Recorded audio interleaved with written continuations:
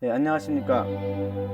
이번 시간에는 원리강론의 전편과 후편에 있어서의 후편의 서론, 복귀 원리 서론에 대해서 여러분과 함께 공유하도록 하겠습니다. 네, 전편 돌아보기를 먼저 보겠습니다. 네, 모든 피조 만물 세계를 창조하신 이후에 하늘 부모님께서는 우주 창조 과정의 마지막 단계에서 인간을 창조하셨습니다. 네, 그렇죠. 하늘 부모님께서는 당신의 형상을 닮은 아담 헤아를 창조하시고 기쁨을 함께 나누시기 위하여 그들에게 모든 감정과 심정을 느낄 수 있도록 창조하셨습니다. 네, 보십시오. 네, 만약 아담 헤아가 하나님의 3대 축복의 말씀을 이루었다면 천국은 실현되었을 것이었습니다. 네, 하나님을 중심으로 해서 몸마음이 하나 된 완성한 인간이 되어지고 완성한 남자 여자가 하늘 부모님 중심 삼고 부부의 인연을 맺어서 선의 가정, 축복 가정을 이루고 그 축복 가정이 하늘 부모님 중심 삼고 피조 세계를 주관하게 됐을 때에 하나님의 나라가 형성되었을 것이었죠. 3대 축복의 완성입니다. 완성한 인간, 개성 완성, 완성한 가정, 참 가정, 가정 완성이고 또한 만물의 세계를 주관하는 주관성 완성, 이상세계를 이루는 이 3대 축복을 이루었을 것이었습니다.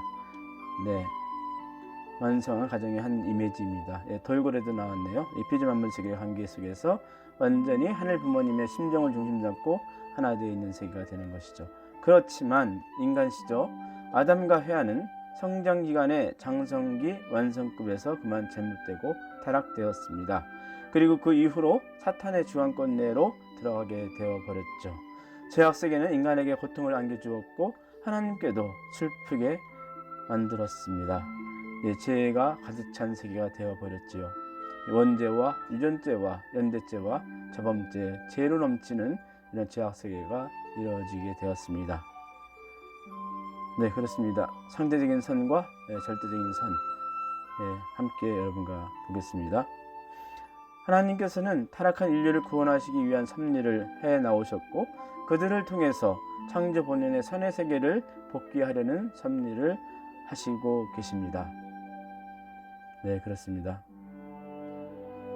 네, 하늘 부모님께서는 타락한 인간을 본연의 이상적 상태로 복귀하시기 위하여 예수님을 메시아로서 보내주셨지요. 네, 참 부모로 보내주셨습니다. 네, 예수님의 모습입니다. 세례 요한의 모습입니다. 그렇지만 세례 요한의 불신으로 선민이었던 유대 민족이 예수님께 가는 길이 막혀버리게 되었고 예수님께서도 십자가에 돌아갈 수밖에 없었던 주요한 원인이 바로 세례 요한의 불신 때문이었음을 우리는 알고 있습니다. 네, 그렇습니다. 예수님께서는 육신으로 재림하셔서 예수님의 신부를 반드시 맞이하셔야만 합니다. 네, 그렇습니다. 참 가정을 이루시고 참 부모가 되어셔야죠. 모든 우리 인류는 하나님의 3대 축복이 이루어지는 지상 천국을 결국에는 창건하게 될 것입니다. 네, 하나님의 뜻은 절대적이기 때문에 그렇지요. 네, 후편을 보겠습니다. 전편에서 이미 논증한 바와 같이 인간은 장성기 완성급에서 타락하였습니다. 잘못되었습니다. 떨어졌습니다. 그 이후로 아담 헤아와 모든 인류는 사탄 주관하에 떨어지게 되었습니다. 네, 그렇죠. 따라서 이러한 타락한 인간을 복귀시키기 위하여는 하나님께서는 먼저 사탄을 타락한 인간들로부터 분립하는 섭리를 하셔야 합니다. 타락한 인간은 사탄 분립의 노정을 통하여서 아담과 헤아가 타락 이전에 성장하였던 기준, 즉 장성기 완성급까지 복귀하여야 합니다. 이 과정은 아담 과정을 통해서 바로 이루어질 수 있었지요. 그렇지만 가인이 아벨을 죽임으로 말미암아서 그 뜻은 이루어지지 못했습니다. 인간의 책임에 책임은 여하에 달린 것입니다. 하나님의 뜻을 위해 선택된 인간이나 가정이나 국가가 만약에 실패한다면 하나님께서는 당신의 뜻이 완성될 때까지 섭리를 진행하셔야만 하는 것입니다. 네, 그렇습니다. 노아 가정 1600년 후에 노아 가정을 세우셨고 아담 가정 이후에 중심의 책임을 못하게 되면 하나님께서는 새로운 인물이나 민족을 선택하시어 그 사명을 책임지게 하십니다. 네, 노아 가정 이후 400년 후에 아브라함의 가정이 나타났고요. 네, 아담부터 2000년이었죠. 그 다음에 이제 솔로몬 왕을 세워 성전 이상을 세우게 하셨고, 그리고 세례요한을 세워서 또한 오늘날 이르기까지 메시아가 올 수 있는 환경을 갖춰 놓고 오셨던 것입니다. 이러한 기대 위에서 우리는 메시아를 맞이하고 중생 거듭나게 됩니다. 부활하게 됩니다. 다시 태어나게 됩니다. 이 단계는 바로 장성기 완성급입니다. 보십시오. 거기서 메시아를 만나서 우리는 중생 부활해야 된다. 기독론에서 이미 상세하게 논한 바와 같이 타락 인간이 사탄을 분립하고 타락 이전 본연의 인간으로 복귀하려면 원죄를 벗어야만 합니다. 그렇습니다. 그런데 이 원죄는 인간이 참붕으로 오시는 메시아에 의하여서 중생되지 않으면 벗을 길이 없습니다. 그래서 메시아가 필요한 것이고, 메시아는 참 부모로 오셔야 되는 것이죠. 재림 메시아.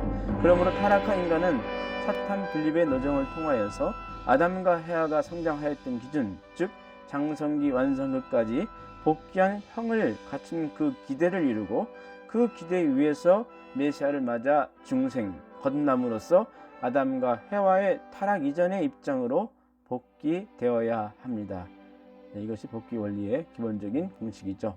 완성 성장기간. 그런 후에 그 기대 위에서 메시아를 만나 메시아를 믿고 모시고 따라 더욱 성장하여서 창조 목적을 완성하는 자리에 이르게 됩니다. 하나님과 기쁨을 함께 나누는 하나님의 사랑의 직접 주관권 내에 있는 그러한 완성권에 들어가게 되는 것이죠. 보십시오. 그림으로 이렇게 표시하고 있습니다. 타락으로 복귀. 복귀 섭리는 창조 목적을 다시 찾아 이루려는 재창조 섭리입니다. 그러기에 하나님께서는 어디까지나 원리에 의하여서 섭리하시지 않을 수 없습니다. 재창조 섭리이기 때문에 창조 원리에 근거해서 하나님께서 섭리를 해오시는 것입니다.